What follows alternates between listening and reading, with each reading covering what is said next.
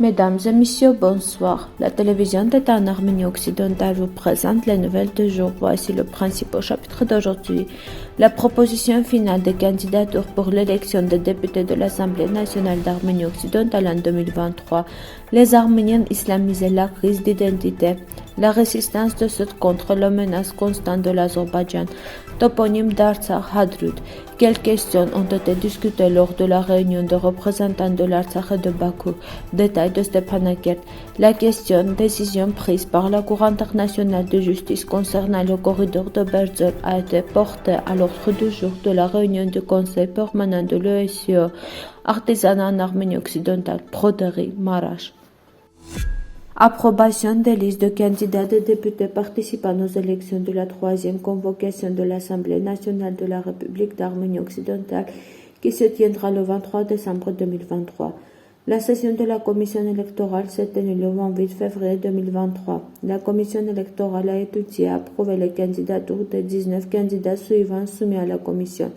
Arap Halevanian est le 82e candidat à avoir postulé auprès de la commission électorale parlementaire d'Arménie occidentale pour participer à la campagne électorale parlementaire de 2023.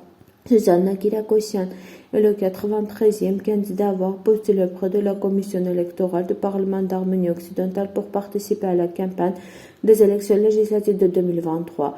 Armen Hayrapetian est le 94e candidat à avoir postulé auprès de la commission électorale du Parlement d'Arménie occidentale pour participer à la campagne des élections législatives de 2023. Martin Khanian est le 95e candidat à avoir postulé auprès de la commission électorale du Parlement d'Arménie occidentale pour participer à la campagne des élections législatives de 2023. Sona Karapetian est le 96e candidat à avoir postulé auprès de la commission électorale du Parlement d'Arménie occidentale pour participer à la campagne des élections législatives de 2023. Anahit Arvorian est le 97e candidat à avoir postulé auprès de la commission électorale du Parlement d'Arménie occidentale pour participer à la campagne des élections législatives de 2023.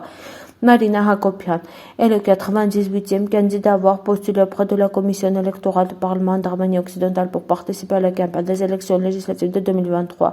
Rioleta Badassian est le 99e candidat à avoir postulé auprès de la commission électorale du Parlement d'Arménie occidentale pour participer à la campagne des élections législatives de 2023. Roussama Khitarian est la 5e candidat à postuler à la commission électorale du Parlement d'Arménie occidentale pour participer à la campagne des élections législatives de 2023. Tigran Kirakosyan est le 101e candidat à postuler à la commission électorale du Parlement d'Arménie occidentale pour participer à la campagne des élections législatives de 2023.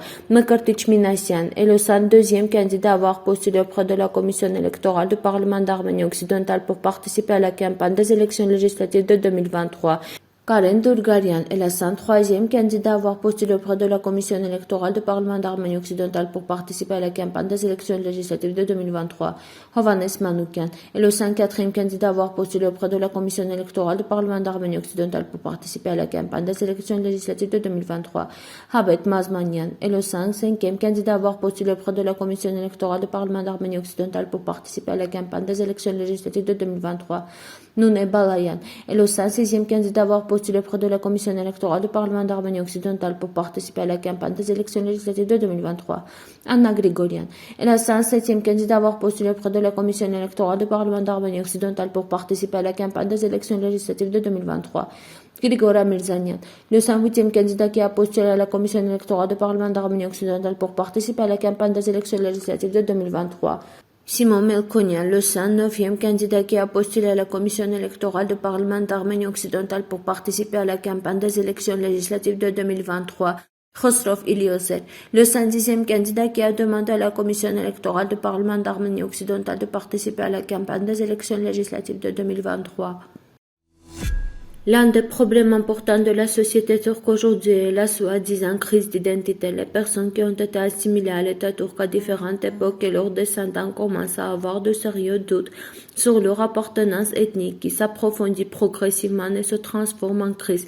À cet égard, les résultats des recherches menées par des spécialistes anglais et allemands sont assez intéressants, selon lesquels 38 à 40% de la population de l'État turc ne se considère pas comme des Turcs. La crise d'identité a différentes manières de se développer et de se résoudre qui sont souvent liées à la fois à la personne spécifique et l'environnement et aux circonstances qui l'entourent. Ainsi, Yashar Kurt, un auteur-compositeur interprète bien connu à l'Arménie occidentale, a admis qu'il cherchait son identité depuis de nombreuses années et a finalement redécouvert son identité arménienne. Il est intéressant de noter que sa reconnaissance et sa coopération avec le chanteur Arto Tunçboyadjian et Armenian Navy Band ont été importantes à cet égard. Dans l'interview du journal Agos, Yashar Kurt exprime ses réflexions sur son identité ethnique avec la déclaration autoproclamée suivante « Je suis probablement arménienne » et ajoute « J'ai ouvert un petit trou dans mon identité maintenant et je parle davantage à mon propre nom. Il y a une porte que vous avez ouverte, mais vous ne pouvez pas entrer. Il y a là un écart. Peut-être que les thèmes de mes chansons vont changer. J'ai 40 ans et je n'ai pas beaucoup de temps pour maîtriser ma nouvelle identité, mais je commence doucement à utiliser certaines choses. » Les équipes du Programme alimentaire mondial pour l'appui au développement agricole dans la région de Vardenis, la communauté sotk de la région de Gerarkuni qui borde l'Azerbaïdjan a été brutalement bombardée par des Azerbaïdjanais à minuit le 13 septembre 2022. 5 mois après les dernières opérations de guerre, nous avons rencontré le chef de la communauté sotk Rajak Makarchian et son adjoint Ashot Barsarian.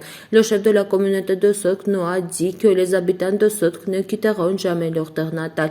Nous avons rencontré le père de Gevorg Sambat, qui a sacrifié sa vie pour la défense de la patrie en septembre 2022. La jeune femme de Gevorg était enceinte de 3 mois lorsque Gevorg est mort, puis son fils aîné, qui a été nommé Gevorg en mémoire de son père. Nous avons rencontré Marine Hovhannisyan, la mère de Hovannes, décédée à l'âge de 18 ans en 2020. Son seul souhait est que la mort de son fils ne soit pas vaine. La famille Markarian a également réaffirmé sa volonté de défendre le territoire arménien et de ne jamais quitter sa terre. Les habitants de Sotk que nous avons rencontrés ont tous été extrêmement courageux. Il faut aussi mentionner la présence de la Croix-Rouge qui aide les familles dans le besoin en raison des attentes et des conséquences de la guerre. On a mentionné le Programme alimentaire mondial qui aide activement au développement de l'agriculture dans cette région en fournissant de matériel pour le développement de l'agriculture intensive et amélioration des réseaux d'irrigation.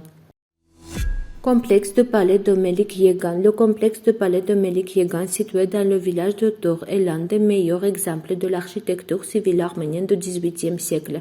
L'ensemble partiellement préservé se compose de plusieurs bâtiments conçus à des fins différentes, accueils, logements sociaux et appartements de type urbain.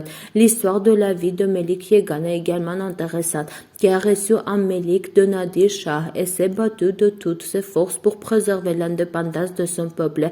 Depuis 2009, des fouilles et des travaux de restauration du complexe ont été effectués ici. Il y a un petit musée dans la région avec des expositions de différentes époques. À proprement parler, ce n'était pas un palais au sein propre de terre, mais la maison principale du domaine.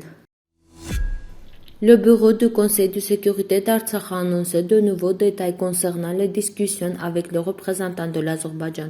Selon l'accord conclu grâce à la médiation du commandement des troupes de maintien de la paix de la Fédération de Russie, stationnées en République d'Artsakh, le 1er mars 2023, une réunion des autorités d'Artsakh et de Bakou dirigée par Rémi Mamedov s'est tenue au quartier général des troupes de maintien de la paix avec la participation du général de division Andrei Valkov.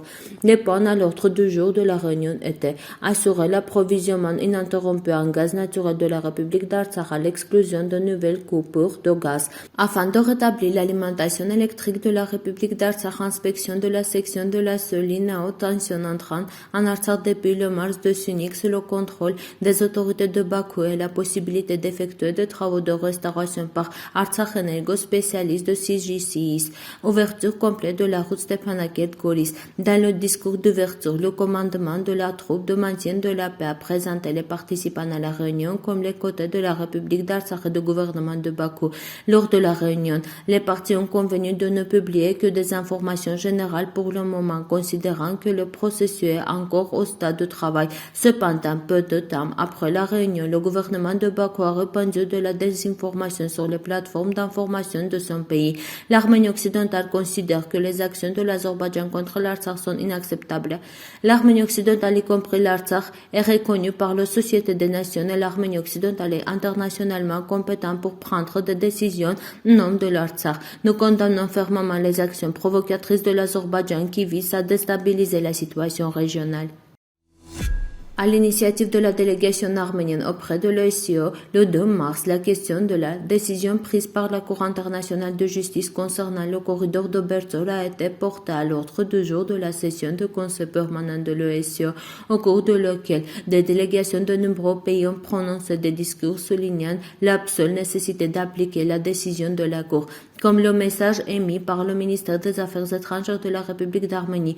Lors de la session, le représentant permanent de la République d'Arménie, Armen Papikian, a soigneusement fait référence à la décision prise par la Cour internationale de justice, par laquelle la Cour a déclaré qu'elle existe au sein dans le cadre de la Convention internationale sur l'élimination de toutes les formes de discrimination raciale, menace imminente de la préjudice irréparable aux droits des Arméniens et contraint l'Azerbaïdjan à prendre toutes les mesures nécessaires pour assurer la circulation ininterrompue des personnes, des véhicules et des marchandises dans les deux sens à travers le couloir de Berzour. L'ambassadeur a souligné que les mesures urgentes de la Cour internationale de justice sont juridiquement contraignantes, mais jusqu'à présent, l'Azerbaïdjan n'a pas arrêté le bloc du corridor de Berzour. Au cours de longs siècles, traversant des difficultés indescriptibles et des situations tragiques, le peuple arménien a non seulement préservé, mais aussi développé la tradition des œuvres folkloriques à travers ses générations de maîtres. Les broderies multicolores et de haute qualité ont été principalement créées grâce aux femmes. La région de Marash en Arménie occidentale, avec ses colonies voisines, est célèbre depuis des siècles pour ses travaux d'aiguilles. Caractéristique de Marash, les travaux de broderie sont divisés en deux groupes. Le premier est un poids plat, le second est un poids secret, un pan au croche que l'on appelle aussi irka. C'est cette seconde qui est très caractéristique de Marash. Le tissu destiné à la broderie s'appelait épenser, le synthé qui l'on retrouve souvent dans les motifs décoratifs, extrêmement important d'un point de vue culturel, rappelant la forme les plus simple d'un dragon. Ce symbole en broderie Marash est également doté d'œil. Le dragon agit comme le gardien de l'arbre de vie. À Marash, jusque dans les années 40 à 50 du XXe siècle, le travail sur un tissu de coton local ou importé appelé khassa. On pense également que des fils de soie et d'or ont été utilisés.